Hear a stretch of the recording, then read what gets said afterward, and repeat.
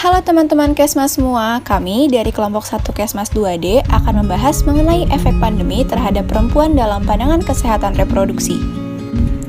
Pandemi membawa pengaruh yang cukup besar kepada seluruh tatanan manusia, terutama pada kaum perempuan. Kira-kira apa saja ya dampak pandemi bagi perempuan? Mari kita bahas lebih lanjut yuk. Dan berikut adalah anggota kelompok kami.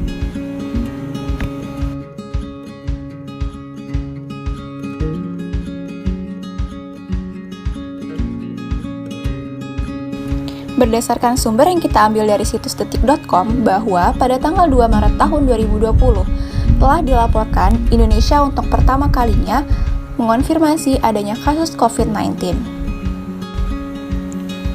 Kasus pandemi COVID-19 yang terjadi ini membawa dampak yang cukup serius pada berbagai aspek, di antaranya yaitu pada bidang kesehatan,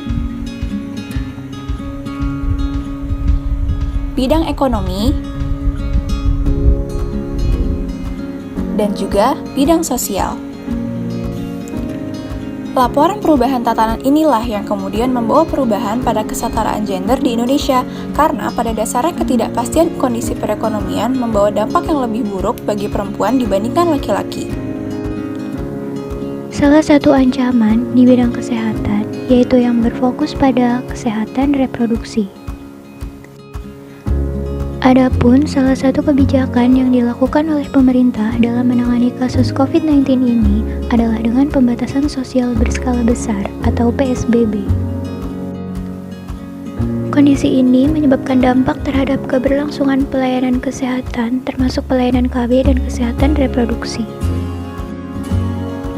Berdasarkan UNFPA dengan kontribusi dari Avenir Health, Johns Hopkins University, dan Victoria University, estimasi dampak global COVID-19 terhadap kesehatan reproduksi meliputi 114 negara berpendapatan rendah dan menengah diproyeksikan tidak mendapatkan akses ke kontrasepsi modern. Untuk tiap perpanjangan lockdown selama 3 bulan, menjadikan tambahan 2 juta perempuan tidak dapat mengakses layanan kontrasepsi modern.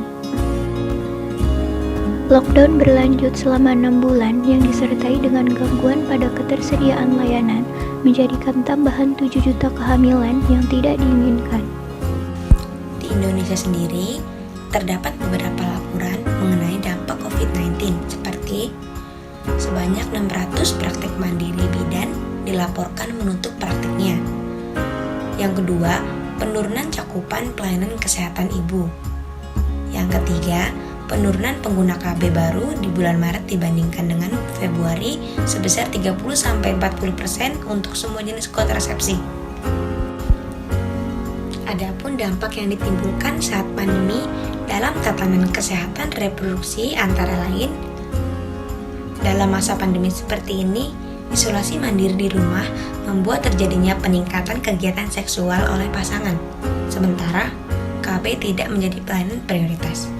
Selanjutnya, meningkatnya kematian dan kesakitan ibu yang disebabkan oleh pola perilaku mencari layanan selama kehamilan dan persalinan berubah. Sistem kesehatan terfokus pada layanan pasien COVID-19, dampak pada kualitas dan ketersediaan layanan ponet dan ponet. Untuk menangani terjadinya dampak yang ditimbulkan pandemi dalam tatanan kesehatan reproduksi, terdapat langkah-langkah yang dapat dilakukan. Berdasarkan rekomendasi WHO dan masukan dari organisasi profesi dan lintas sektor terkait BKKBN, maka disepakati rekomendasi untuk pelayanan KB dan kesehatan reproduksi pada situasi bencana sebagai berikut. Tunda kehamilan sampai kondisi pandemi berakhir. Ibu yang telah melahirkan dianjurkan langsung memakai KB pasca persalinan. Melakukan pencarian terkait KIE dan konseling yang dilakukan secara online.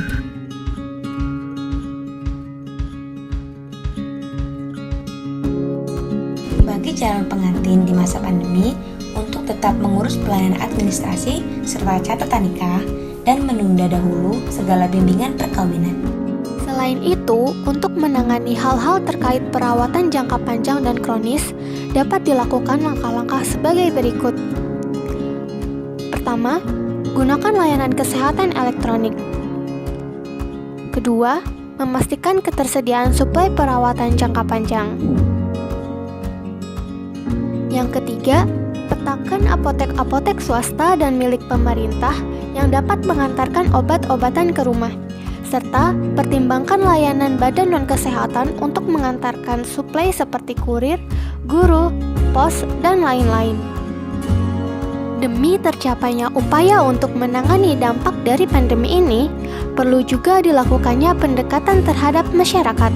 Pendekatan tersebut contohnya seperti menjamin keberadaan nakes untuk pelayanan kesehatan ibu esensial, menjamin layanan yang aman menggunakan alat pelindung diri, dan juga melakukan advokasi dan edukasi. Adapun solusi yang dapat dilakukan dalam pelayanan kesehatan, yaitu inovasi layanan dan konseling KB jarak jauh, serta kerjasama dengan berbagai pihak.